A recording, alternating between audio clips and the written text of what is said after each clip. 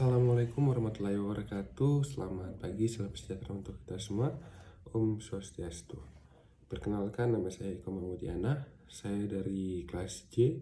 NIM saya 4524091286. Jadi kali ini saya akan menjelaskan mengenai konsep pengetahuan.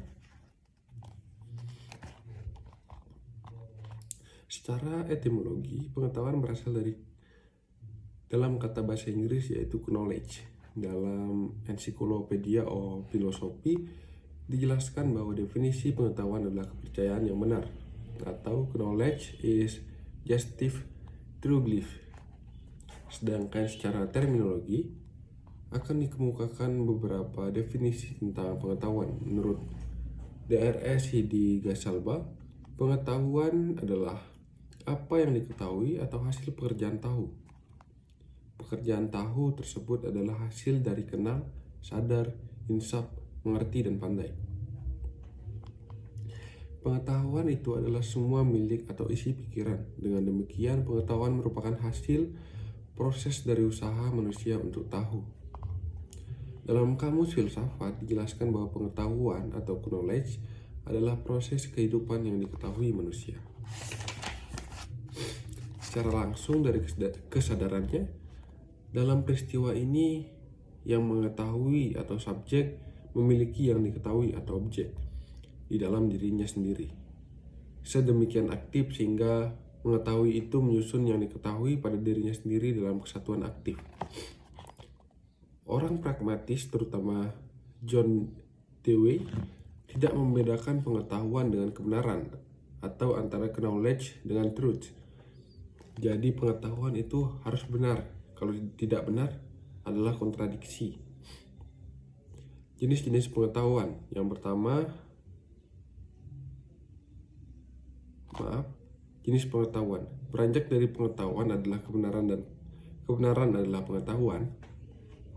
Maka di dalam kehidupan manusia dapat memiliki berbagai pengetahuan dan kebenaran.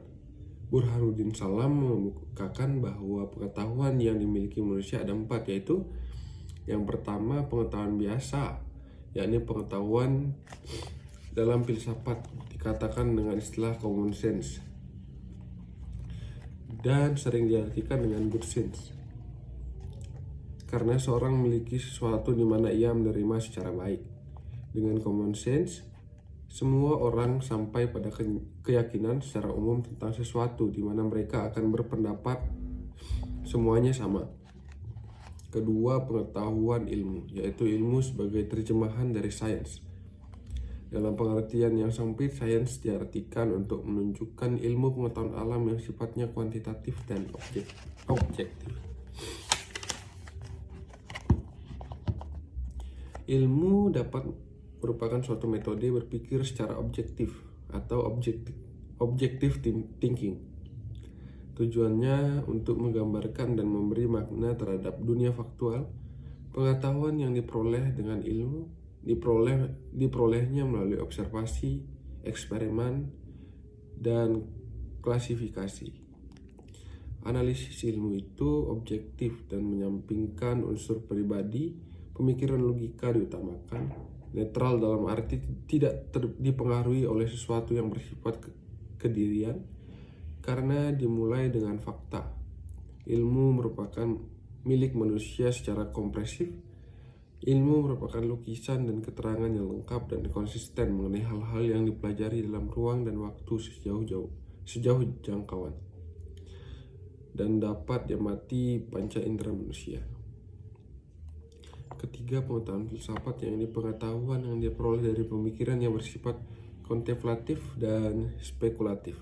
Pengetahuan filsafat lebih menekan pada universalitas dan kedalaman kajian tentang sesuatu. Keempat, pengetahuan agama, yakni pengetahuan yang hanya diperoleh dari Tuhan lewat para utusannya. Pengetahuan agama bersifat mutlak dan wajib diyakini oleh para pemeluk agama. Perbedaan pengetahuan dengan ilmu. Dari sejumlah pengertian yang ada, sering ditemukan keracunan antara pengertian pengetahuan dan ilmu. Kedua kata tersebut dianggap memiliki persamaan arti, bahkan ilmu dan pengetahuan terkadang dirangkum menjadi kata majemuk yang mengandung arti tersendiri. Namun, jika kedua kata itu berdiri sendiri-sendiri, akan tampak perbedaan antara keduanya. Dalam Kamus Besar Bahasa Indonesia, ilmu disamakan artinya dengan pengetahuan. Ilmu adalah pengetahuan. Dari asal katanya kita dapat ketahui bahwa pengetahuan diambil dari kata dalam bahasa Inggris yaitu knowledge, sedangkan ilmu diambil dari kata science dan peralihan dari kata Arab il. Pengetahuan merupakan hasil tahu manusia terhadap sesuatu atau segala perbuatan manusia untuk memahami suatu objek tertentu.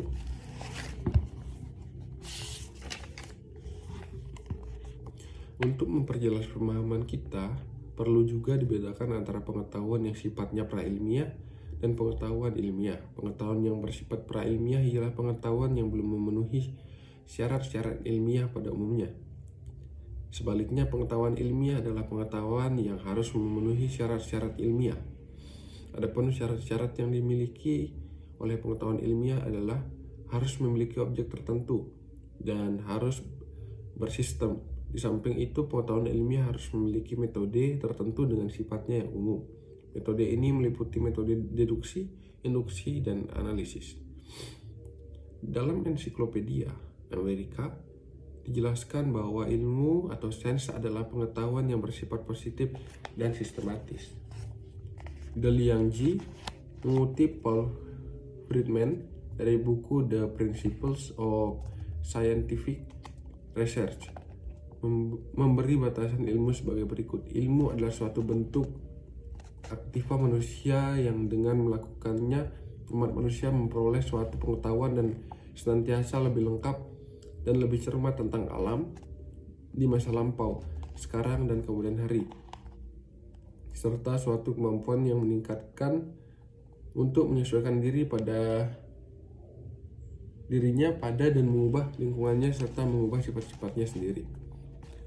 Rumusan lain datang dari Charles Schreger yang menyatakan ilmu adalah proses yang membuat pengetahuan. Dalam arti umum, ilmu sering dijadikan pembeda, umpamanya untuk membedakan antara disiplin ilmu pengetahuan alam atau IPA dan ilmu pengetahuan sosial atau IPS. Sementara itu, Jujun S.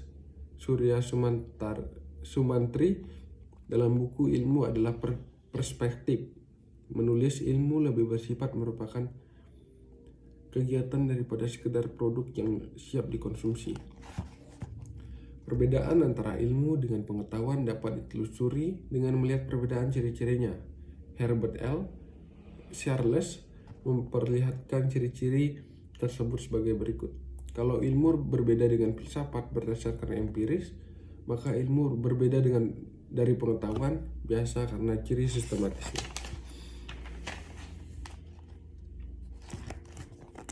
Dari beberapa keterangan di atas dapat disimpulkan bahwa pada dasarnya pengetahuan berbeda dengan ilmu. Perbedaan itu terlihat dari sifat sistematik dan cara memperolehnya. Perbedaan tersebut menyangkut pengetahuan prailmiah atau pengetahuan biasa, sedangkan pengetahuan ilmiah dengan ilmu tidak mempunyai perbedaan yang berarti. Pengetahuan berkembang dari rasa ingin tahu, yang merupakan ciri khas manusia karena manusia adalah satu-satunya makhluk yang mengembangkan pengetahuan secara sungguh-sungguh. Pengetahuan ini mampu dikembangkan manusia yang disebabkan dua hal utama, yakni pertama, manusia mempunyai bahasa yang mampu mengomunikasikan informasi dan jalan pikiran yang melatar belakangi informasi tersebut.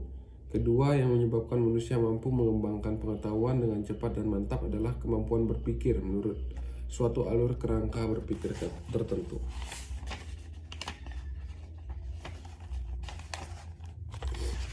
Pengetahuan pada dasarnya adalah keadaan mental. Mengetahui sesuatu adalah menyusun pendapat tentang suatu objek, dengan kata lain menyusun gambaran tentang fakta yang ada di luar akal. Ada dua teori yang mengetahui hakikat pengetahuan, yaitu realisme. Teori ini mempunyai pandangan realistis terhadap alam. Pengetahuan menurut realisme adalah gambaran atau kopi yang sebenarnya dari apa yang ada di alam. Hal ini tidak ubahnya seperti gambaran yang terdapat pada foto. Dengan demikian, realisme berpendapat bahwa pengetahuan adalah benar dan tepat bila sesuai dengan kenyataan. Para penganut realisme mengakui bahwa seseorang bisa salah lihat pada benda-benda dia melihat terpengaruh oleh keadaan sekelilingnya. Namun mereka paham ada benda yang dianggap mempunyai wujud tersendiri dan ada benda yang tetap kendati diamati. Menurut Profesor Dr. Rashkidi, penganut agama perlu sekali mempelajari realisme dengan alasan: satu, dengan menjelaskan kesulitan-kesulitan yang terdapat dalam pikiran. Yang kedua, dengan jalan memberi pertimbangan-pertimbangan yang positif. Menurut Rashkidi, umumnya orang beranggapan bahwa tiap-tiap benda mempunyai sesuatu sebab.